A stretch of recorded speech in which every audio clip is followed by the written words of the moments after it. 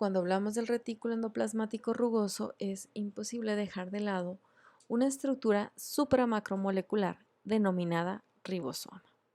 Los ribosomas, cabe destacar, no son organelos porque no están envueltos por una membrana, son estructuras supramacromoleculares encargadas principalmente de la traducción del RNA mensajero hacia aminoácidos, como lo podemos ver en este pequeño GIF.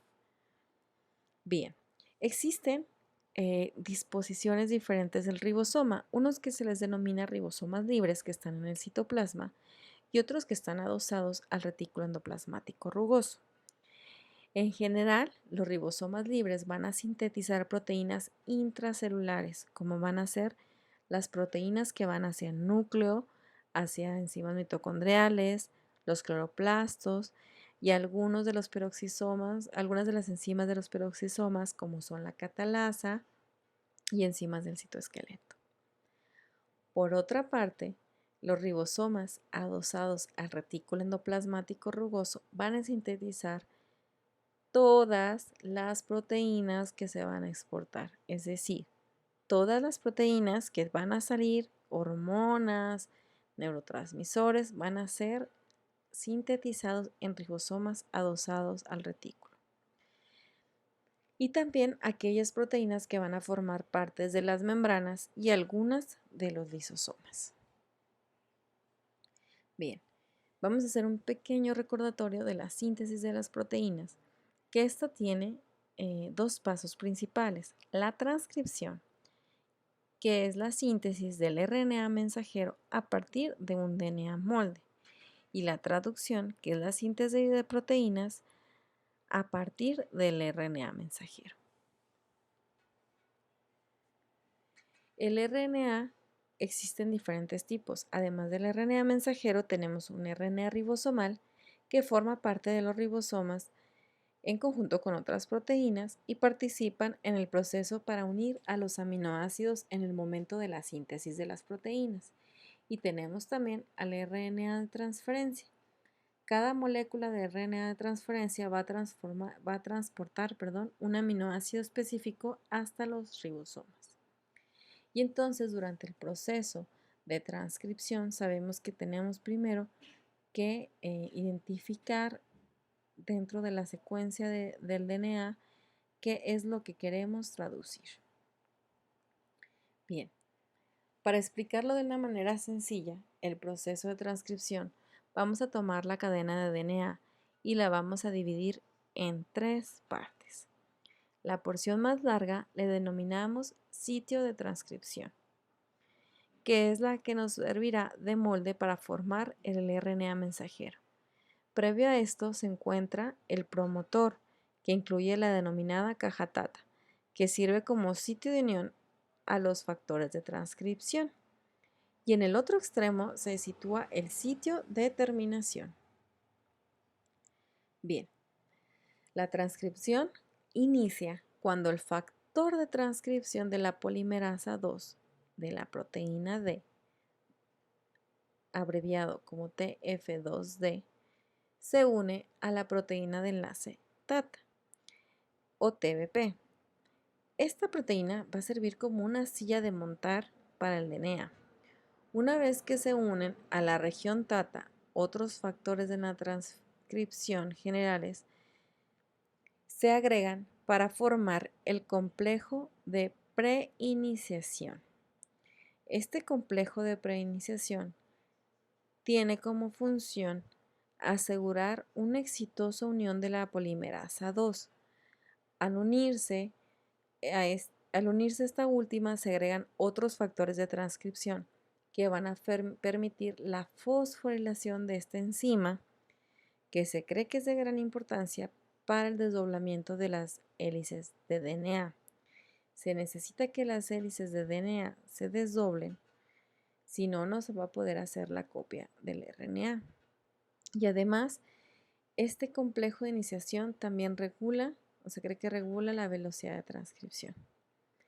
Una vez que el complejo de iniciación se agrega a la RNA polimerasa y se le agrega energía en forma de ATP, entonces se concluye la primera etapa de la transcripción denominada iniciación.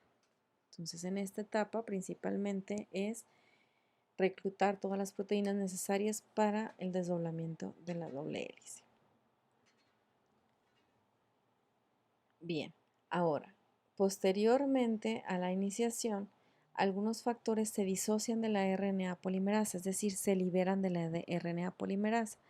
Y la RNA polimerasa desarrolla las cadenas de DNA en sentido de 3' a 5' si vemos el DNA, dejando expuestos los nucleótidos. Conforme se van dejando expuestos estos nucleótidos, permite agregar los ribonucleótidos para poder sintetizar el RNA mensajero que se va a ir sintetizando en sentido de RNA de 5' a 3'. Como podemos ver, una guanina se pega con una citosina, la adenosina con un uracilo, la timina con una adenina. Y de esta manera es la información conservada.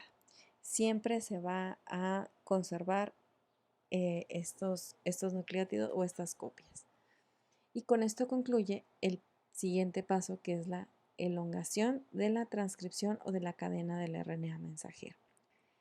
Bien, cuando la polimerasa llega a la señal de terminación, esta polimerasa se va a separar o disociar de la cadena del DNA y del RNA mensajero, al igual que el complejo promotor. Permite que entonces el DNA vuelva a su conformación original. Y con esto se da la terminación de la transcripción. Una vez que se ha realizado la transcripción del RNA mensajero a partir de un DNA molde, este tiene que pasar por un proceso de maduración. Este proceso inicia cuando se adiciona un casquete o cap al primer nucleótido del extremo 5', cuya función va a ser reconocer el primer codón para dar inicio, una vez en el citoplasma, a la traducción. Y en el extremo 3' se le va a agregar poli-A, cuya función principal va a ser sacar el RNA mensajero al citoplasma además de protegerlo de las endonucleasas, es decir, de enzimas que pueden degradar o alterar la información del RNA y que van a estar disponibles en el citoplasma. En el siguiente paso, denominado splicing, o también conocido como eliminación y empalme, en donde los intrones son las regiones a eliminar por medio de una enzima conocida como esplesiosoma, o algunos intrones se eliminan a sí mismos llamados ribosimas. El producto restante a codificar, denominado exones, se va a empalmar y obtenemos un RNA mensajero preparado para su transporte hacia el citoplasma. Es importante destacar que algunos genes tienen la capacidad de eliminar diferentes regiones y así producir más de una proteína a partir de una misma secuencia de DNA. Bien, el siguiente paso que ya se va a dar en los ribosomas va a ser la traducción. Esta va a ser iniciada cuando el ribosoma o la porción pequeña del ribosoma se va a adherir a CAP, que es lo que se puso al final del RNA mensajero. Y el anticodón de RNA de transmisión inicial se combina con el codón inicial para acarrear metionina. Siempre va a ser el primer aminoácido que va a dar iniciación a la traducción, metionina, completando así el complejo de iniciación. El RNA de transcripción se asienta en la región P del ribosoma, concluyendo así la primera etapa denominada iniciación. Después empieza la elongación. En la elongación se le va a agregar aminoácidos uno a uno, es decir, cada RNA de transferencia va a acarrear un aminoácido. El codón en el lado A del ribosoma se une con el anticodón de la molécula del RNA de transferencia correspondiente. El ribosoma cataliza la unión entre el aminoácido del lado P con el lado A. El RNA de transferencia en la región A del ribosoma se desplaza al lado P y el que se encontraba aquí en el lado E y se libera el ribosoma. Después, otro RNA de transferencia acarrea otro aminoácido repitiendo el mismo proceso.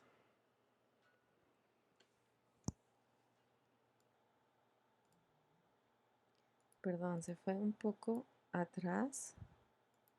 Denme un momento, chicos, por favor.